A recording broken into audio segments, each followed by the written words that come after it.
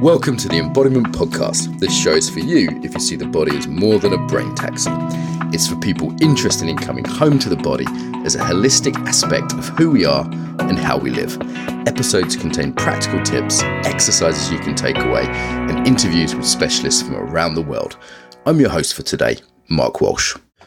So this is one of the presentations from the Embodiment Conference. So I guess many of you know the Embodiment Conference was a huge event over 2 weeks where over 140 speakers led presentations on embodiment. Now, a lot of these were visual. Some of them were more kind of talking based though.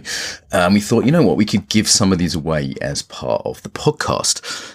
So listening to this, you may hear references to questions or things in the chat. We've tried to select ones that they're not demonstrating too much visually, obviously. If it piques your interest, you can always buy the full package of Embodiment Conference recordings, a bit of an encyclopedia, actually. Embodiment Netflix, someone was calling it. And that is available if you just Google the Embodiment Conference. I'm sure you'll be able to find a link to that. This is one of the speakers, and as I say, it's a bit different. May or may not be me interviewing them, presenting it. It's mostly them just doing their thing, and excuse the sort of occasional references to comments or visual demonstrations. And it just seemed like a lot of the speakers were extremely kind of high level people, and it's stuff we wanted to make available. So here it is. So Michaela is one of my favorites, I'm going to be honest and biased, of all the speakers. I've been listening to her podcast religiously. It's some of the best relationship advice I've ever heard. She has a strong background both in therapy and also spiritual arts. I think that combination is really powerful. So she's done thousands and thousands of hours of couples counseling, addiction work and therapy from a kind of Western point of view, but also has a really solid background in Eastern Arts, Kashmir Shaivism, for those who know what that is, kind of old school Tantra, and various other kinds of Eastern approaches. And that combination is just really powerful.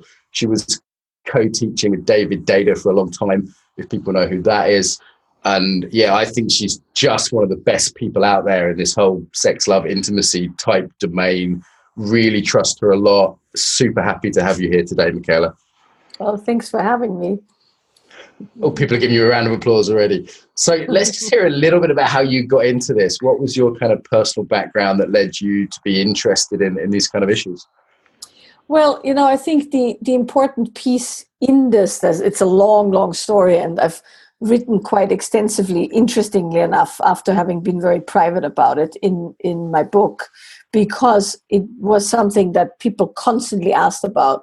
But the part that I want to focus on for this, since this is the Embodiment Conference, is the entry through the body, right? Because I, like many people in my field, started out considering that therapy is the heal-all to all things, so to speak, right? Because when you train in that domain, you see therapy as a way for people to actually get better.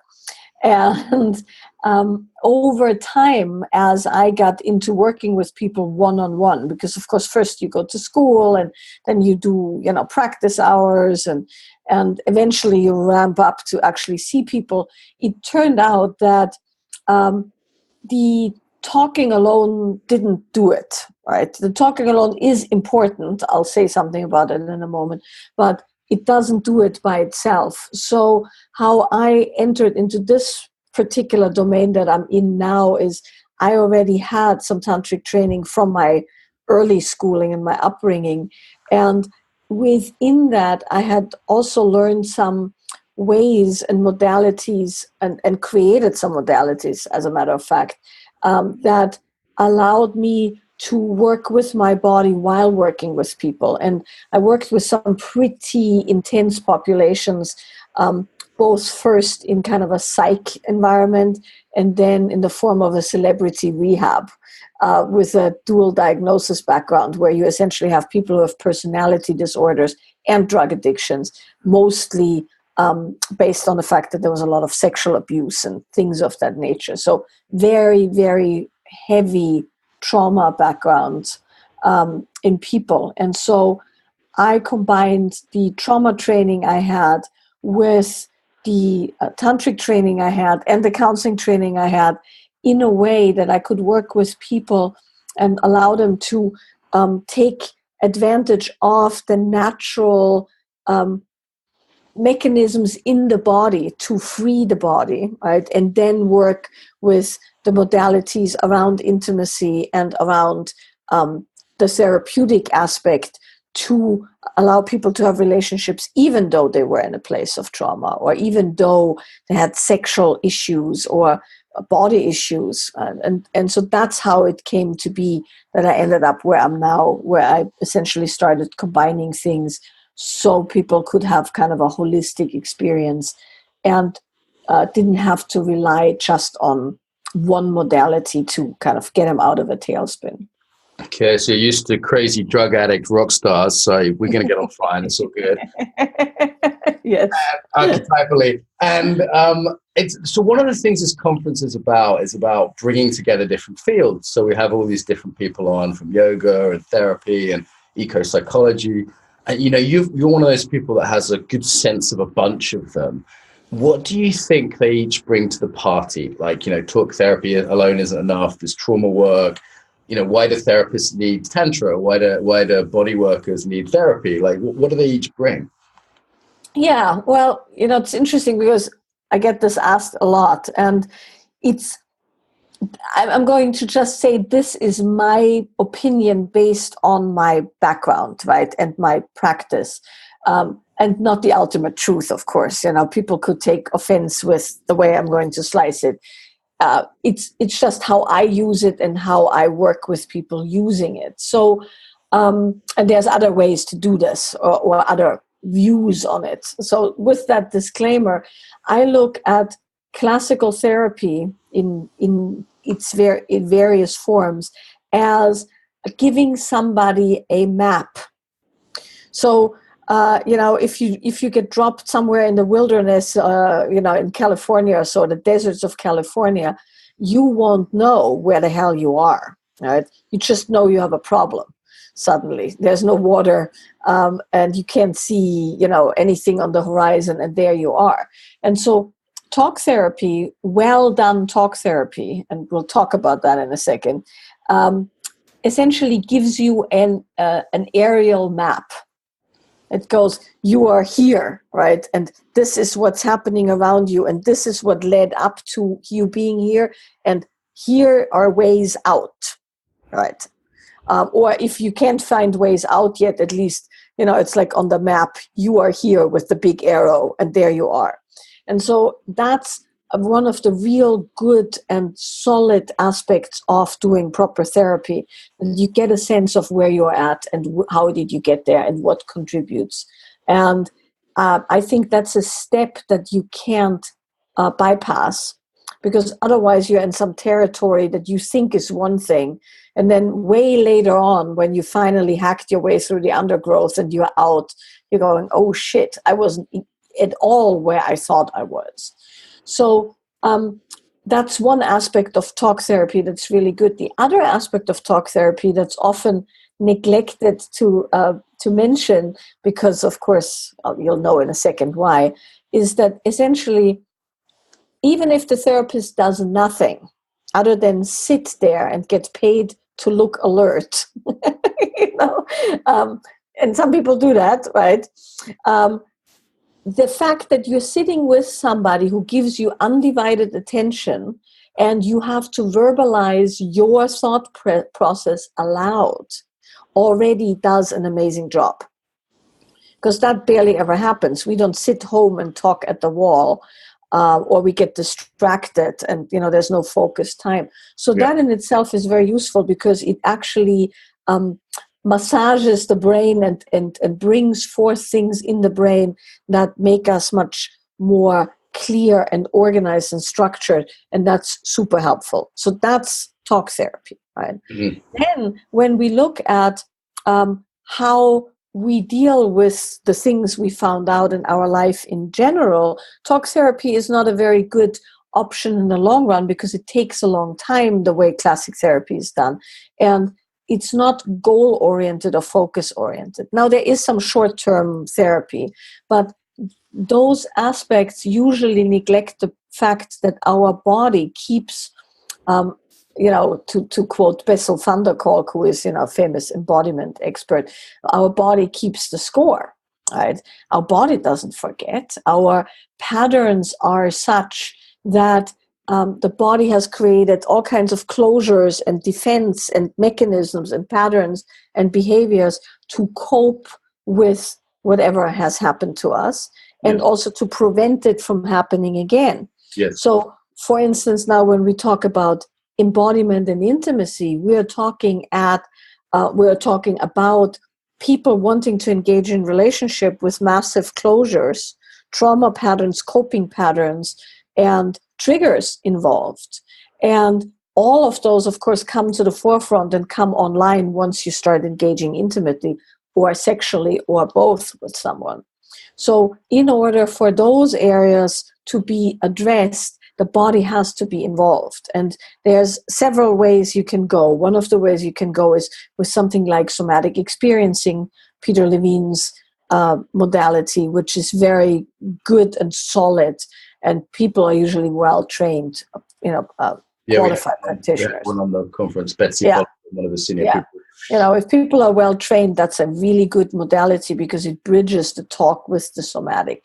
Then there's other methods that are solely physical methods. Like, for instance, I think you have Marcella Wiedrich on. Yes, and David Bocelli as well, we interviewed from his chair. Yes. Yeah, I don't know him, but Marcella I use myself because, she provides something for the body where my body can straighten itself out in a very specific way. And so, certain massages, certain rolfing is something that I do for myself and often recommend to clients who have hold patterns that now cause chronic pain in the body. So all of those things said, everything has its purpose. Doing yoga, of course, or even doing Pilates, or even doing weight training, right? Anything that gets the body to come online can only be welcomed because the body has the most ancient knowledge and the most profound genius. And of course, also, as you probably know, the nervous system has a very specific function where the sympathetic and the parasympathetic play together to create homeostasis. And in order for that to happen, you have to have movement involved. And ideally, nonlinear movement. And I think you might notice, you might not. I developed a whole movement method to relieve trauma from the body and to engender the body with pleasure, which is called the nonlinear movement method, very original. But, that's the kind of stuff, all that, the yoga, the Pilates, that brings the body back online and into the flow. Yes. And when the body is in flow, the body can release. And then once you've released, you can go back to dealing with somebody who lays out further roadmaps. Michaela, can I kind of summarize and kind of form some of this if I may? So therapy, great for roadmaps. The power of listening, absolutely massive. But people can learn about their neurosis all day and still not avoid it because those patterns are laid down in the body as a way of finding love or safety. And, it might be to close or to be very open all the time. And then when we go into intimate relationship, particularly, those patterns are even more likely to be triggered.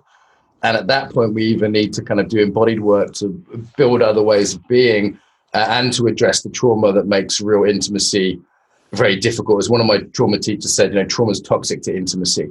And that was something I hadn't really figured before. I was like, okay, that makes a lot of sense now I talk about it. Now I hear it that way. Is that a sort of fair summary of some of the things you said? It's a fair summary. I would say one ideally starts dealing with one's bodily and programming around, trauma. And we are using trauma very, very, widely, meaning anything that's happened to somebody that causes a negative effect, right? And that could be minor things or major things. I would say you want to start working with that before you get in relationship, ideally. Right. And not only when you get there, but it certainly gets triggered very quickly when people start engaging intimately. Yeah. And because intimacy and sexuality are the areas of human existence that are not being taught, these are the areas that usually have the most charge and also are fraught with the most difficulties. Yes, and also I'd add that people are quite motivated to do the work around as well on the positive side, right? Like it's, Right. who doesn't want more intimacy, better sex, whatever. Yes. So interestingly, okay, so when you say trauma, you're talking about, yes, it could be like a numbing from a massive abuse or something like that. That means you can't feel yourself or the other, but it could also be just like a slight overreaction. Like my wife does something that reminded me of something from the past, and I'm just a little bit sharper than I need to be in that situation. Yeah, I mean, you could look at it this way. If we use the term trauma as a bucket term to define anything that has happened either in our childhood, and this could be a surgery, a car accident, abuse, being bullied, your favorite toy having been lost, right? I mean, in a young body, everything has a certain effect, right? And then all the way through our first relationships and blah, blah, blah. So if we call trauma that, we can look at the fact that these traumatic incidents usually have one thing that they do: they disembody you. Yes. Right? So, which is a normal and healthy and common way for the system to deal with the overwhelm or the injury or the shock or the pain, right? Why is So that a problem in relationships? I want you to spell out what I've heard you say on a bunch of podcasts. I will gladly do so. I just want to finish the disembodiment piece because that's the important piece for it, the embodiment, right? So disembodiment isn't that you're not in your body. Of course, you're always in your body as long as you're alive. But what it means is that you are no longer able to listen to the signals of your body. And you essentially pull up and out so that you don't have to feel the entirety of the impact. And hence you become numb to the signals the body sends. And with that, you can no longer feel yourself as well. The simplest form of that is you're slightly out of it. The worst form is full dissociation in the psychotic sense, right? Where you've left the building essentially. In between there, most people have certain things. How that is a problem in relationship is that when that traumatic event happens once, let's say, right, you leave the body, you don't feel the impact. With that, you are not capable of processing the trauma in the aftermath. Peter Levine talks about this in great detail, right, with the shaking and the movement. So it gets stuck in the body. It solidifies in a habit pattern that involves everything from a bodily closure, attention, and emotional withdrawal, coping mechanisms, and so on. So now you have a pattern. If the trauma happens more than once, of course, that pattern gets stronger and stronger and stronger. And then at some point, you're out of that situation, hopefully. But then you have these, it's like a freeway, you have these on-ramps. And these on-ramps are ways that the existing coping pattern gets accessed. So at that point, your wife says something that is an on-ramp, and that on-ramp it gets you onto your trauma pattern, and now you react the same way you've always reacted. And that, of course, makes it, as you were saying, it's toxic in the sense that you're no longer in the actual real life situation. You're somewhere else where things have already happened. And it will make you behave in certain ways based on what happened before. But the other thing it does, which is much more dangerous, it disembodies you again, and you can't hear the actual signals of your body. So even if your body would say, look, this is no big deal, she actually didn't say it like that. Your entire system is now in fight, flight, or freeze, right? Where you are either coming down on her really hard, you're stomping out of the room, that's the flight, right? Or the freeze, you just hunker down and you think you're fine, but you really aren't, right? And all three of those cause disconnection. They, of course, cause trouble in the relationship. Great. So at that point, you're not in contact with reality. You're not feeling. So the kind of empathy is offline. And we're in this physiological state, which just isn't going to lead to good communication or connection. Yes, but not only are you not feeling the other person, you're not feeling yourself, which is much more dangerous than not feeling the other person. Because if you can feel yourself, how can you make proper decisions? And furthermore, how can you make proper boundaries? And Yeah. then what often happens in those situations is that people get re-traumatized based on the fact that in that state, they of course can set the boundary again, and then they get violated again and again and again in the same domain, because the wherewithal to set the boundary isn't there because you're not in there, so to Yes. speak. Yeah, I've often thought this was devilish, that when we most need to self-regulate, when we, in that situation, we're not feeling the need for self-regulation because of the numbing, and not Yes. noticing like, hey, I actually need to say no here, or this doesn't feel good to me right now, because Yeah. we're caught by that. Another one of the real relationship fundamentals I've got from you is this idea of polarity. Yeah. Um, well, one of the things that I've been talking about fairly extensively, and yes, you did hear that on the podcast probably more than once, is that one of the things that I've really found quite startling when it comes to existing relationships is that there is a conflation of what makes a good relationship and what makes for a good sex life. And it's a bit of a dangerous thing that can happen because the very things that make a relationship good make the sex boring. And the very things that make the sex very, very hot over time, we're talking over time, right? Long-term relationship, make the relationship not so good.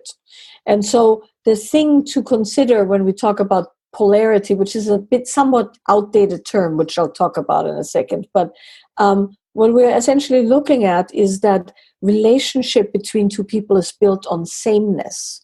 And the more you have in common, so the more you have in common between the two of you, the better the relationship gets. This is true not only for intimate relationships, but certainly true for intimate relationships. So when you look at long-term functioning relationships, they rely on harmony, they rely on resonance, and they rely on common goals, common values, common ideas, common property, common place of habitation and stuff like that. So that's coming closer and closer and closer together as people meet, right?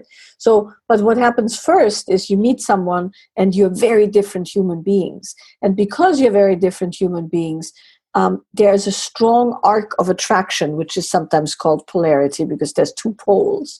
And it's the opposite of resonance. It's essentially the two totally different people attracting each other, and opposites attract you sometimes here. That's true for the sexual domain. And then, of course, what's happening is that you explore that. You have great sex, and then you talk for hours or nights long, and you discover all these commonalities.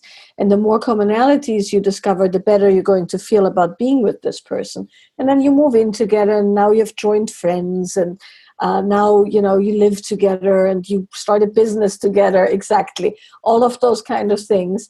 And one fine day, you sit on the sofa, watching whatever, Game of Thrones, eating your favorite snacks, and you're petting each other, but nobody wants to have hot sex anymore, right? And because you've rubbed off the differences, and now you're the same. Now, in the relationship aspect, sameness is the most important, right? Intimacy, safety, trust, common goals, that has to be there. And that's much harder to create than polarity, which solely relies on the fact that two people make themselves different. Right? Michaela, is polarity something someone could feel actually just looking at people in an online context? I mean, like, if I look at the different faces in the kind of view here, there's a different response I have towards different people based partly upon this, I think. Partly, I would say partly. Other things play in there. Visual preferences, right? I mean, particularly In men, often visual preferences are very strong. But for women, it feels a bit different, qualitative, but it's there too. Also, your childhood programming, you're going to be most attracted to the people who are eventually going to replicate the patterns of your childhood. And God knows how you know what they are, but you can even do that online. Okay, this is profound. Like, this is another one I've heard. Just say that again, because it's such a head fuck. Like, we pick people for sex who remind us of our parents. Like, Freud was a little bit right. There was something in it, right? So well, it's not quite as straightforward, because what it is we are attracted to people. And that, of course, usually means we have sex, right? But we're attracted to people who have, you have to kind of imagine this a little bit like, square peg, square hole, right? So meaning whatever your first imprint of love was, is the thing that your heart, body, mind gravitates towards, right? So if you only got attention from your father when you did something wrong in the form of criticism, then, and that becomes, this is very, I mean, I'm painting a very black and white. It's a lot more nuanced than this, but you are essentially attracted now to somebody who will criticize you in the way that you experience as love. But of course, they don't start out like that, because if on the first date somebody goes, well, you're a fucking idiot, why did you do that? You probably had enough sense, because your adult self doesn't want that. But the love imprint from your childhood goes, home, love, safe, good, right? And then those two dueling functions in you attract and want to have sex with somebody who replicates the love imprint. Which mostly comes from our parents, right? So it's not that we want to fuck our parents in the Freudian sense. So it's that's where the imprint comes from. But usually those people don't look like that to begin with. That kicks in a couple of years in, usually. And, there's a study that I recently read that if people marry for love, their patterns develop fairly quickly, first 2-3 years around that. If people are in an arranged marriage, it takes them about 10 years till they've made the other person into that thing, right? Yes. So that said, when you say to me you're attracted to some people more than others in the online format now, you are reacting to some of the love slot, so to speak. You're reacting to visuals. And yes, you're also reacting to opposites attract. A couple of people just asking, like, when we find ourselves triggered in this fight flight with a partner, with someone we love, what do we do? What do we do practically in that situation? Well, you know what? People ask me this all the time, and I always give the same answer. Nobody ever fucking does it. So make something new up, Michaela. Just make some shit up. Turn into a Smurf. Wear a hat. Just make something else up today. So here's why nobody ever does it. When you are triggered, you are no longer there, right? So meaning the whole definition of fight or flight, we'll talk about freeze separately, but fight or flight is designed so you are not part of the decision-making process, because you are too slow. So if there's a scratch at the door and suddenly some gigantic mountain lion shows up, right? My fight or flight needs to override me going, I wonder if this cat is dangerous. What should I do, right? So my system has to come up that so fully that I can use everything I have to kick ass or run. So that said, if you get triggered into fight or flight, your regular function is not really there to begin with. So what you'll have to do and learn is what triggers you and what are the signs of you being triggered. And then if you're lucky, you can get a moment of pattern interrupt where you can pull out of the tailspin of the fight or flight. But in order to get a pattern interrupt, your body needs to be trained to know the signs of the fight or flight. Yes. And in relationship, when I work with couples, what we can sometimes do is we can train the other person to spot it early on and do the pattern interrupt. That, of course, takes a lot of trust and a little bit of skill, but that can be done. But Yeah. if you're not capable of pulling out of fight or flight, the best you could possibly do, and this is why people never do it, is step the fuck away. Yes. And this is not some big therapeutic advice. This is just common sense, but it is also therapeutic advice. You must stop and leave. And if you have to train for that because you can stop your trigger, then what you'll have to learn is that you train yourself that when you're triggered, you just leave the room. And that can be done, and people have done it successfully. But it takes a bit. And of course, it's the last thing you want to do when you're in full-on fight mode. Of course, in flight mode, you're already leaving the room, so you're better off, actually. So, because in flight mode, you bail. And the key is to bail out of the room and not bail out of the relationship, because, of course, that's what happens. Fuck it, we're done, And that gets old after the third time. An important thing to do when I remember that key piece around learning to recognize your fight-flight response or having that deal with your partner as well. It's like, darling, when your hand is around my throat and squeezing, you may be in a bad mood, So, yes. Okay, well, cool. You can always remove yourself from your partner if you're not the one triggered, right? But of course, that's not always the case. But that is, first course of action is step away. And then over time, you can, by yourself and with other people, learn, ways to deal with it. And I see somebody says, and what if somebody has abandonment issues? Well, you have a choice there. You're either going to abandon them or you're going to re-trigger them or re-traumatize them. And, those are things that need to be handled with a therapist. That's not for the hobbyist, Just because right now attachment styles are the newest rage of pop psychology, and does not mean you should attempt to fix these things by yourself. You have to kind of go, okay, if somebody gets easily triggered, shit goes down, and they have abandonment issues, you have to weigh where the least amount of injury is being incurred.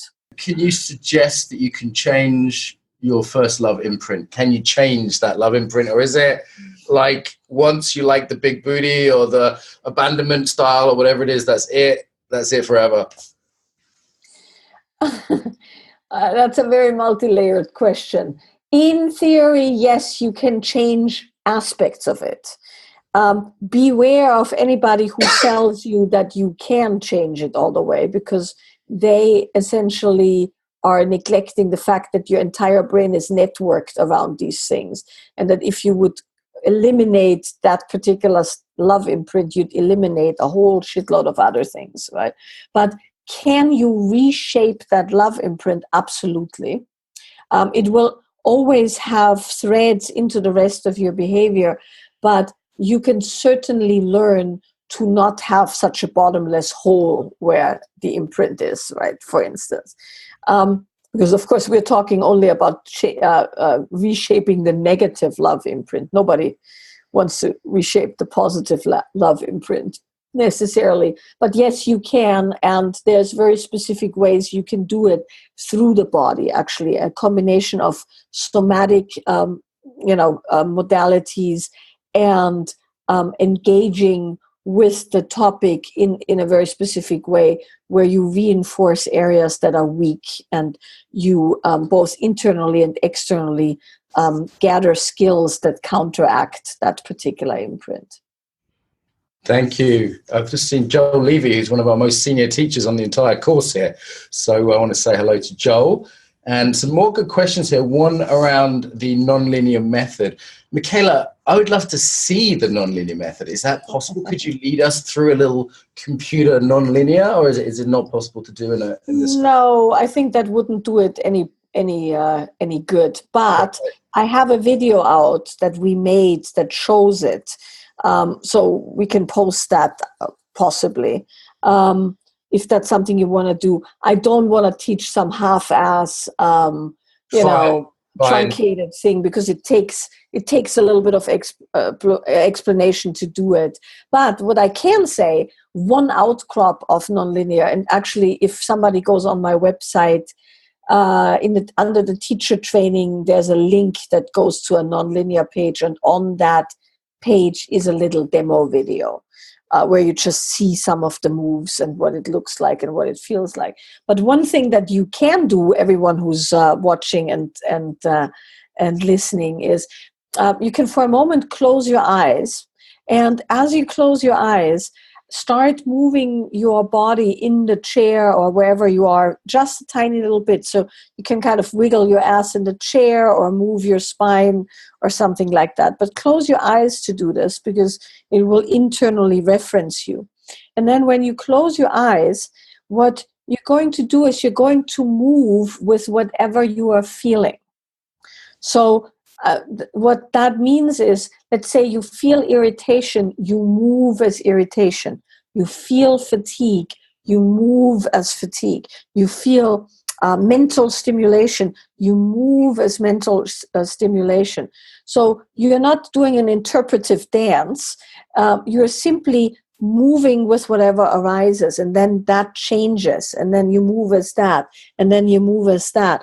And that's one form of nonlinear movement, is where you essentially bring the internal sensations and feelings in the body into movement, which then translates into recognition of what that is, either somatically, emotionally, or mentally. So that everybody can do, and that's something that we always ask people to do. Anybody who has anything to do with us, the first thing we teach them is moving what you're feeling, which has the effect of bringing your listening online, so to speak, the listening of your body, dialing up the volume a bit. It also allows you to translate what you're feeling into something cognitive, which comes in handy for boundary setting, and it wakes up the body. In the normal dysfunctional relationships that many of us have, what are the sort of top quick wins? You know, not people, we're not totally crazy, we're not maybe super traumatized, but we could just have better relationships. Like, what are some of the main things that just come up again and again and again in all those thousands of hours of couples counseling you've done? Oh, God. So there's so much of it, but since this is the embodiment conference, let's start with something very specific, right? And this plays into what you earlier were mentioning, the polarity, meaning the strong attraction between people. One of the things that kills the polarity is constant touching. And so if there's one thing that you can do on a technical level in the relationship, right? The therapeutic levels I can't give, the top 10 tips to an everlasting relationship. That's a bit ridiculous, because those are psychological aspects. But on the practical level, one thing you can do is stop touching all the time. And I found in the many years I've worked that I can tell how bad somebody's sex life is by how much they're touching. This is, mind you, not for people who are in the honeymoon period, right? We're talking about people in ongoing relationships. So we've just taught a couples weekend, Steve and I. So you can see the couples who have the least sex are usually the couples who are the most touchy-feely, kissy. And the reason for that is that at some point what happens is that strong arc of polarity from people being different goes. We can maybe talk a little bit about how you fix that in a moment. And then what's left is the touchy-feely, reassuring part that everything's okay. And so people constantly, nuzzle and touch and do, and it's mostly unconscious. And so, of course, what that does, as you well know from putting on shoes in the morning, something that always rubs on your body, you become numb to. Otherwise, women couldn't wear a bra. So when you have constant, nice one this today, Mark, the red one I see. The red one. Yeah, yes. So anything that rubs on you all the time, you become numb to. So you become numb to your partner's touch. And that, when you start pulling touch apart and you touch consciously, doesn't mean you can't touch at all, but you're aware of the kind of touch you're offering at what time. and you go on a little bit of a touch fast, let's say, before you have a date. Or, you're super conscious of the different kinds of touch, then that usually makes an immediate difference in the way people relate to each other sexually.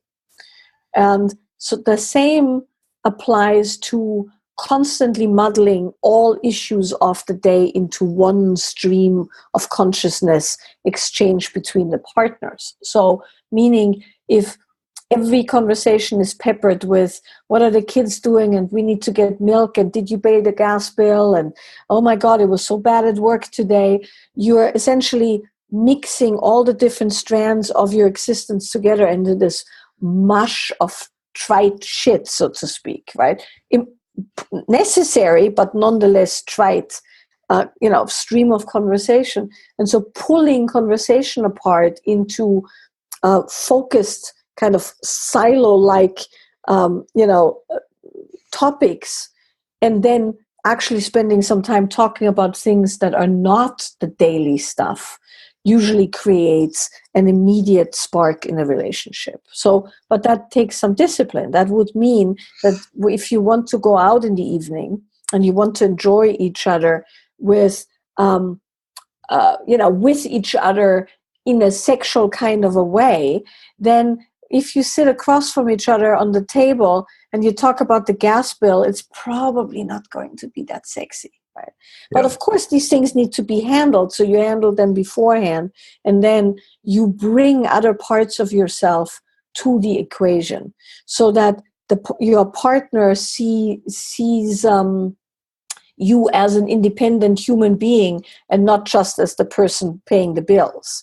And, of course, there's exceptions for all of this. I'm making broad statements that don't apply to everyone at all times, of course, but you're asking me for general advice. And those are some pieces of general advice. Wonderful. So not mixing the shopping list with the seduction. That's probably appreciated by most people most of the time. I also heard you talk about maintaining polarity, so not spending all the time together, going apart. So, for me, it's like maybe I go out and I'm with guy friends or I'm doing martial arts and I'm, in that very masculine environment. And then instead of being like merge, friend zone, lovey-dovey, it's like go apart. She does her thing, I do my thing, and then coming back together again, kind of recharged up. Yeah, and that, of course, only applies if you want to have a strongly polarized sexual relationship. For some people, that feels unpleasant or unsafe for all kinds of reasons, right? So what we are talking about when we talk about polarity is the sexual engagement between two people, not their relationship, not their parenting style, not their business, but simply how they want to relate to each other sexually. And not everybody wants that all the time, but if you want that, those are some of the things to consider. Disciplining your touch, spending time apart, and essentially making yourself as different as you can, so that when you come together, there is a strong arc. Yeah. And this applies equally to gay couples as well as straight couples, right? Like, of course. This has nothing to do with men and women. And we want to be very, very careful here, right? Because there's a lot of talk about masculine and feminine, which is very antiquated language and no use in the realm that people think it only applies to men and women in relationship. This has nothing to do with your gender or your sexual orientation in that sense, right? This applies between two people who are sexually attracted to each other.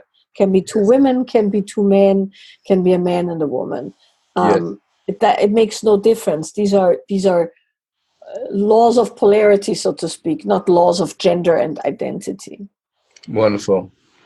Okay, so someone earlier said that you said that the word polarity was maybe a bit outdated. What did you mean by that?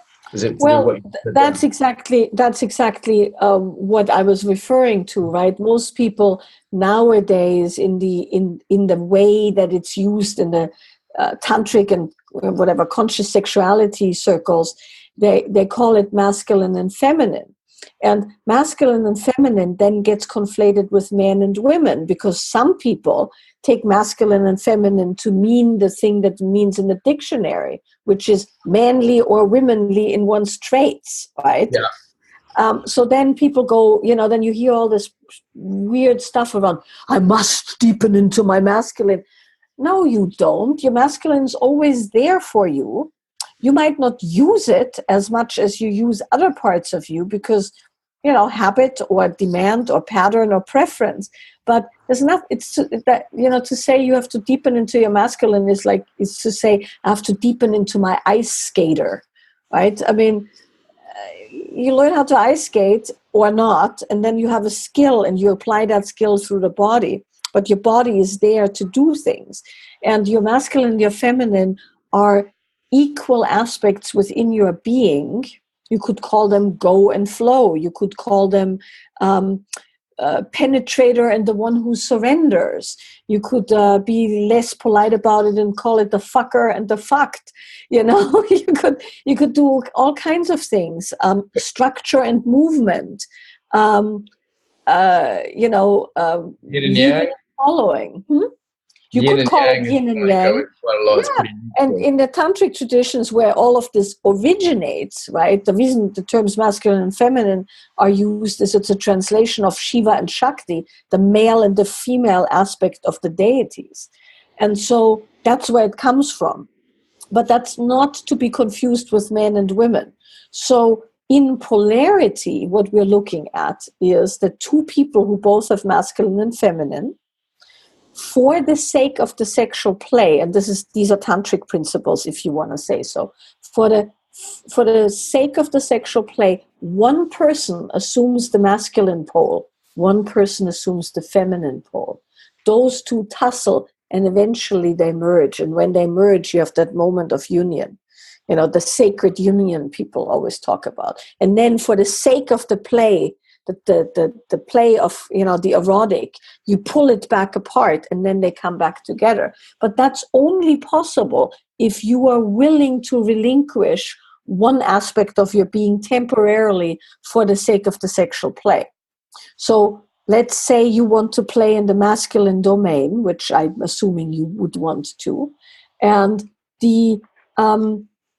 the aspect of you that wants to play in that domain wants to be the one who guides the sexual occasion, wants to be the one who knows where it's going, is the one who kind of keeps the container, sets the boundaries, so that the other partner, your partner, can relax and flow. So go and flow is one way of saying it, right? So that's a good sexual dynamic that most people enjoy.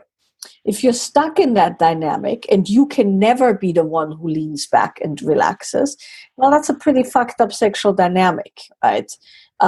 So meaning, even though the woman you're with would predominantly enjoy the flow, she should also be able to supply some go, so that if you had a really rough day or you're tired or maybe you're sick, you could just lean back and relax in the flow, and she's the one holding the occasion. So in the sexual polarity, we're simply talking about two poles. To equate that pole with man and woman takes out acknowledgement of same-sex relationships, takes out acknowledgement of gender fluidity, takes out the acknowledgement of some people liking both equally. And so that's why polarity and masculine and feminine are not terms I like to use. And in the tradition I originally was trained in, we call polarity erotic friction. And erotic friction to me is such a good term, and I love that term because it speaks about the fact that the strong opposition actually creates a friction, right? That's what makes it hot, so to speak. The hotness of the sexual occasion comes through the friction. The spark comes through the friction, and it is erotic. But of course, what that also means, which is what most people don't like, is that when you have strong erotic friction, you usually don't get along in that moment because you're so different. And so there's the style of relationship where people have fantastic make-up sex all the time because they constantly fight, right? So their sameness isn't happening. They don't necessarily have trust, they don't have understanding, they don't have commonality, but they have the opposition. So the sex is fantastic, but the relationship is not. And then there's people who have great relationship and they don't have the sexual tension. And that's way easier to fix because you pull apart in the erotic friction. And it's for the erotic only, it's not a lifestyle. We're in our last few minutes here. There's a cultural piece here too. Like this is super international. I'm seeing my friend Maria, who helps Scandinavian men find their inner Viking.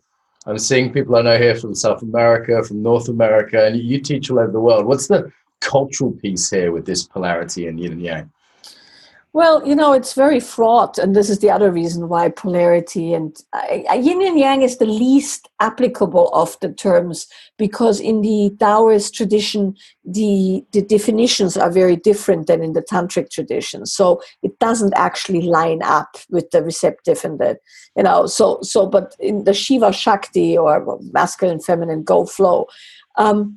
But one of the things that, of course, has to be said in the cultural domain is that it's very fraught with stereotypes, particularly when it's used as men and women, right?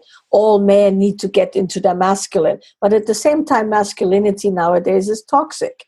And in certain parts of the world, there is complete equality of the genders mandated by the state, like, for instance, the Viking.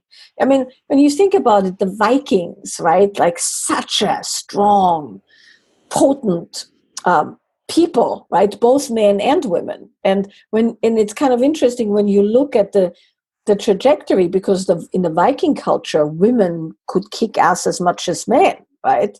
And the famous shield maidens and stuff like that. And when you look at Viking culture nowadays, there is still equality of men and women, and that's enforced. But what's been lost is the juice, so to speak, right? Now nobody goes out a shield maiden and warrior kicking some ass, and there's some good aspects to that.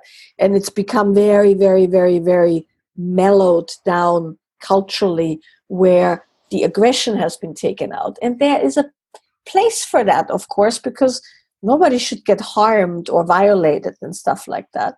But often when something gets dialed down, it gets dialed down to an unhealthy level. And now men can barely do anything without being accused of being toxic, aggressors. And women, on the other hand, have been forced to relate to the world in a way that their bodies are not being taken along on the journey, and they have to kick ass in certain ways and assert in certain ways. And so they've lost their natural sensitivity often, and their pleasure and the willingness to engage. So culturally, we are in a bit of an interesting time, right?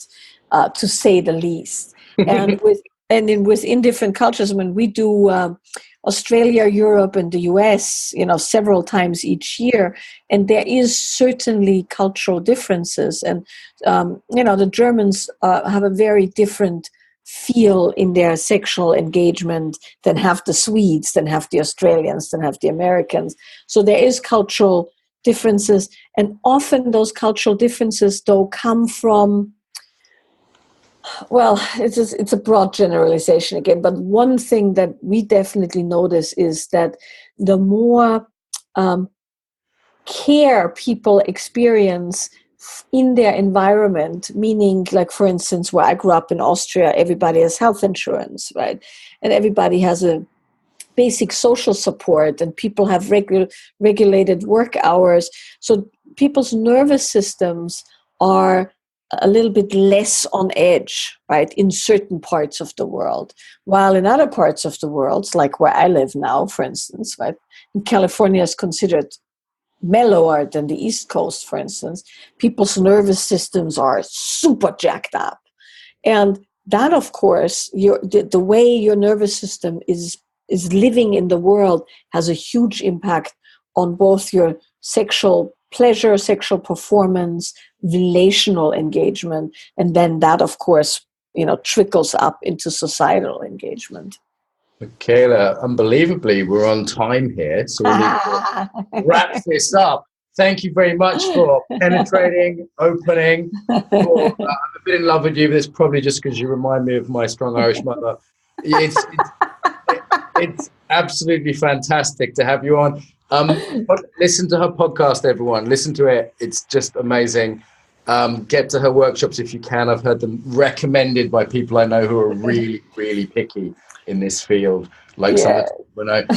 Can we have her website up? Yep. Yes, and also the thing to be said is we now do online courses, so you can get like really in-depth guided teaching online because we can't be everywhere at all times. So that's all on the website too, and that's my newest fun hobby is to create like online embodied content, which is quite the challenge, as you know. Well, thank you so much, Michaela. We've got Steve James, who Michaela works with. Yes, I regard him as a real genius in the embodied field. He's really, really like an absolute practice demon and a whole different side of things to Michaela, but really, really worth watching. He is amazing. So you're definitely in for a treat. He's amazing on many, many levels, and I'm sure you guys are going to have a great conversation. Some ways to get more, to give back, and to get more involved now. So the biggest request I have would be to share the podcast with your friends, people that you think would really enjoy it. Email it to them, put it on your social media, tell them about it, old school. Really appreciate that. Equally, if you want to support us financially, you can go to Patreon. That's patreon.com/embodiment podcast and give us $1 an episode. And I'd say they're well worth $1. So that's less than £1 if you're in UK-ish. So please go there. On the embodiedfacilitator.com website is where this is hosted. If most people I think listen to for iTunes. iTunes, we'd certainly appreciate a review. The way iTunes works means that a review means more people will find it. iTunes regards it as more important for searches. So even a couple of sentences review really does help as a little thank you to us. And if you want to go to embodiedfacilitator.com, you can see the actual, links to the sites. There's comments on there. The Facebook group tends to be where people discuss things. So if you go to put in the Embodiment Podcast into Facebook, there's a page which is relatively quiet and a group which does have some discussion on. So I will reply to things personally there. So also on embodiedfacilitator.com website, there's all sorts of freebies there. There's videos, there's free ebooks, there's ebooks you can buy. And of course, there's our newsletter list. If you want to stay in touch and learn about things like the Embodied Facilitator course and our next Embodied Yoga Principles teacher training, then go to that website and you'll see a little pop-up and you can get the newsletter through there. Okay, so I think they're the main ones. Tell your friends, pay us some money on Patreon, give us a review on iTunes, send us your email if you want to be on the newsletter list, and get involved on the Facebook there. Bit long. Pick whatever you like that works for you. Till next time, welcome home to the body.